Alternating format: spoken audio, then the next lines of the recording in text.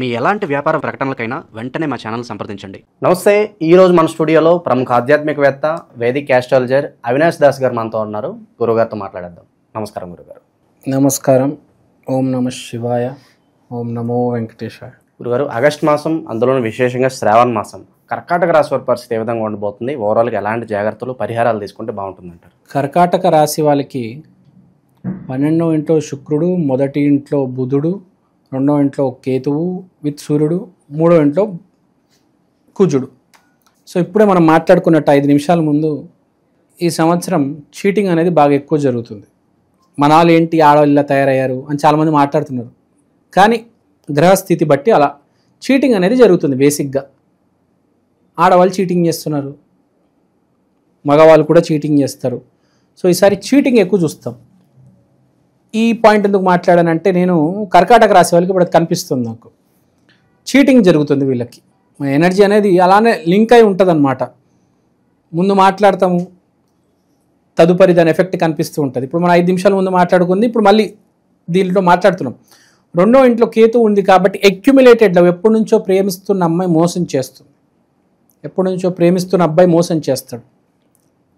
నా ప్రాణం ఇది, నా జీవితం వీడు, మోసం చేస్తారు. సో నిజ స్వరూపం బయటకు వస్తుంది.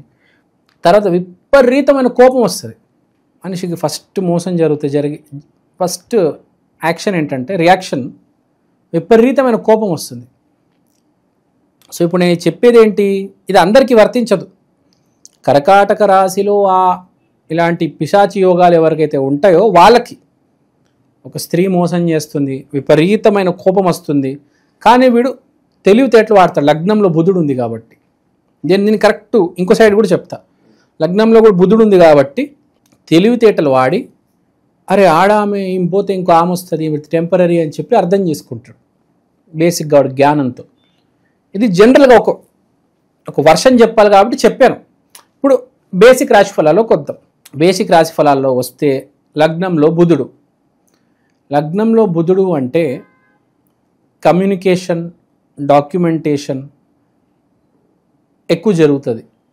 అంటే ఇప్పుడు మనం చూస్తాం కొంతమంది జాబ్స్ ఎలా ఉంటాయంటే, ఇప్పుడు అందరు కోడింగ్ చేయరు, చాలామంది డాక్యుమెంటేషన్ చేస్తారు. ఎస్పెషల్లీ MBA చేసేది ఎవరైతే ఉంటారో వాళ్ళకి డాక్యుమెంటేషన్ ఎక్కువ ఉంటుంది. ఇప్పుడు ఒక ప్రోడక్ట్ లాంచ్ చేయాలనుకోండి, ఒక కెమెరానో, ఒక వాచో, ఒక చిన్న సైకిలో డాక్యుమెంటేషన్ చేస్తారు. సో ఆ డాక్యుమెంటేషన్ వర్క్ ఎక్కువ ఉంటుంది అనమాట.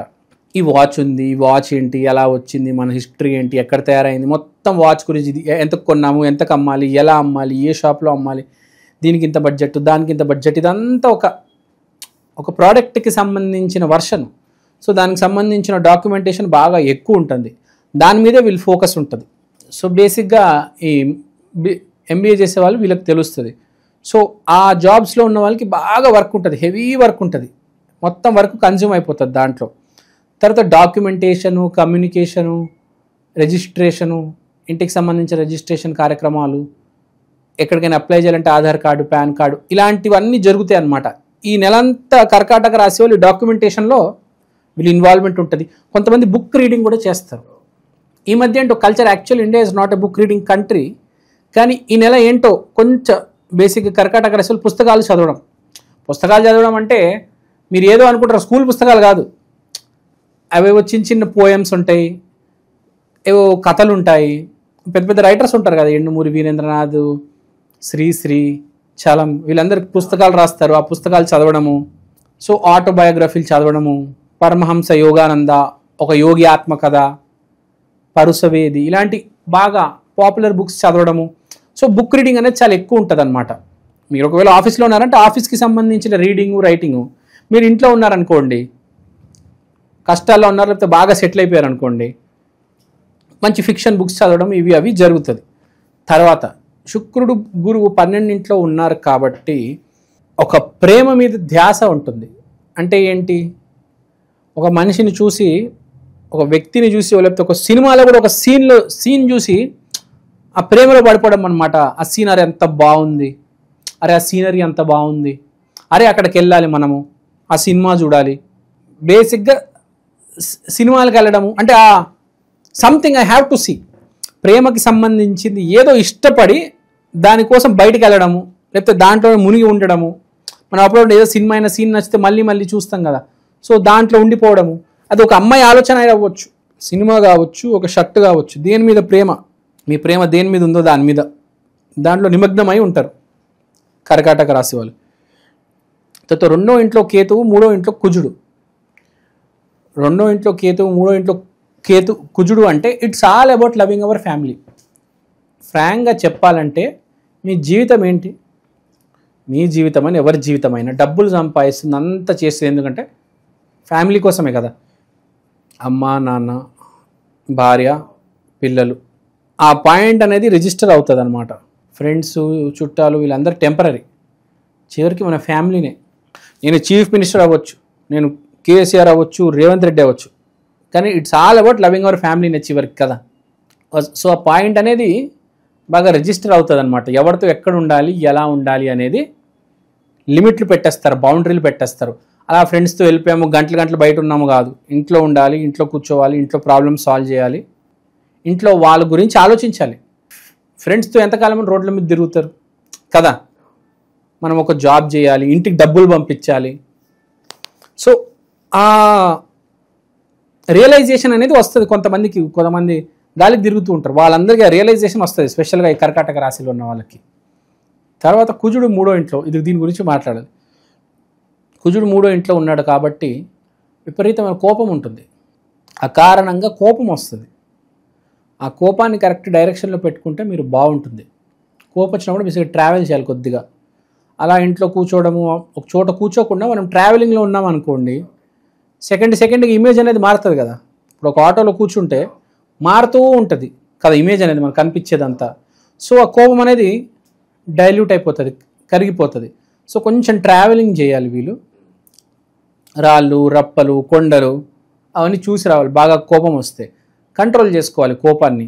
ఇప్పుడు వీళ్ళకి పెద్ద ఏం మార్పులు కనిపించట్లే, ఆ కెరీర్ ఎలా ఉందో అలానే ఉంది, హెల్త్ పెద్ద మార్పులు కనిపించట్లే.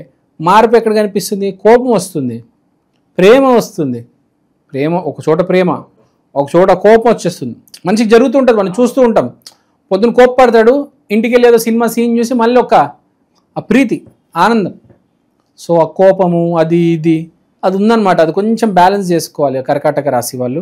కెరీర్ గురించి కూడా మాట్లాడాము మనం, డాక్యుమెంటేషన్ అదంతా ఎక్కువ ఉంటుందని చెప్పాము. ప్లస్ ఎవరైనా జాబ్స్కి ట్రై చేస్తే ఈ రైటర్ అంటారు చూడండి, దీని ఏమంటారు, technical writer, medical writer, content writer, ఇలాంటి జాబ్స్కి మంచి ఓపెనింగ్స్ ఉంటే ట్రై చేసుకుంటే బాగా ఉంటుంది. రైటింగ్కి సంబంధించిన చాలా జాబ్స్ ఉంటాయి సాఫ్ట్వేర్ ఇండస్ట్రీలోనే. పెద్ద కంపెనీలో రైటింగ్కి సంబంధించిన product managers, product owners, assistant product managers, ఇవన్నీ పోస్టులు ఉంటాయి. అలాంటి పోస్టులకు ట్రై చేసుకుంటే అదంతా డాక్యుమెంటేషన్కి సంబంధించింది. సో అలాంటి పోస్టులకు ట్రై చేసుకుంటే బాగా కలిసి వస్తుంది అనమాట. సో కర్కాటక రాశి వాళ్ళు ఏ రాశి అయినా స్పెషల్గా ఈ సంవత్సరం పరిహారం చేసుకోవాలి. ఎందుకంటే కేతు రెండో ఇంట్లోనే ఉన్నాడు.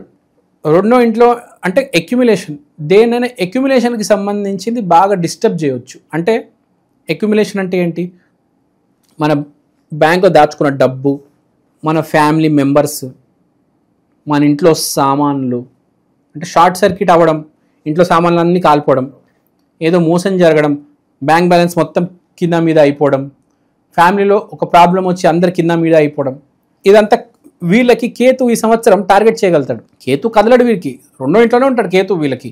సో ఈ ప్రాబ్లమ్స్ అన్ని వీళ్ళకి రావచ్చు కాబట్టి కేతువుకి సంబంధించిన రెమెడీ చేసుకుంటే మంచిది. కేతు అంటే విఘ్నేశ్వరుడు కాబట్టి మీరు విఘ్నేశ్వరుడికి చేయొచ్చు, ఆంజనేయ స్వామికి చేయొచ్చు, ఆరాధన చేయండి, బాగుంటుంది. షార్ట్ సర్క్యూట్ అయ్యే ప్రమాదం ఉంది, ఇంట్లో జాగ్రత్త. ఏమైనా పాత ఎలక్ట్రికల్ రిపేర్ సామాన్ ఉంటే జాగ్రత్తగా ఉండండి, రెడీగా ఉండండి. మోసాలు జాగ్రత్త, బ్యాంక్ బ్యాలెన్సులు అవన్నీ స్కాన్లు వస్తాయి, దాన్ని స్కాన్ చేయమాకండి. దేన్ని పడితే దాన్ని ఆ స్కాములు కనిపిస్తున్నాయి, స్కాములు పెద్దవి.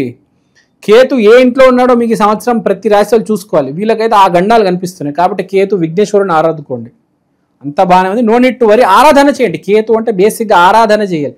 ఆరాధన చేయడం అంటే చేయడం కాదు, మారాలి కూడా, మనం కూడా మారాలి, మంచికి మారాలి. ఈ సంవత్సరం ఎవరైతే మంచి దారిలో లేదో వాళ్ళు పగులుతుంది గ్యారంటీ. మళ్ళీ కేతు అంటే చీటింగ్ కూడా, ప్రేమలో ఎవరైతే చీటింగ్ చేస్తారో వాళ్ళకు కూడా ప్రాబ్లమ్స్ వస్తాయి. ఈ లవర్స్ వీళ్ళందరికీ ఒకటి చీటింగు బేసిక్గా ప్రాబ్లం అయితే ఈ సంవత్సరం ఉంది. అందరూ రెడీగా ఉండండి అంతే. సో ఓవరాల్గా ఈ రాశి వాళ్ళందరికీ ఆగస్ట్ మాసం ఏ విధంగా ఉండబోతుందో అద్భుతంగా వివరించారు. ధన్యవాదాలు గురుగారు. ధన్యవాదాలు.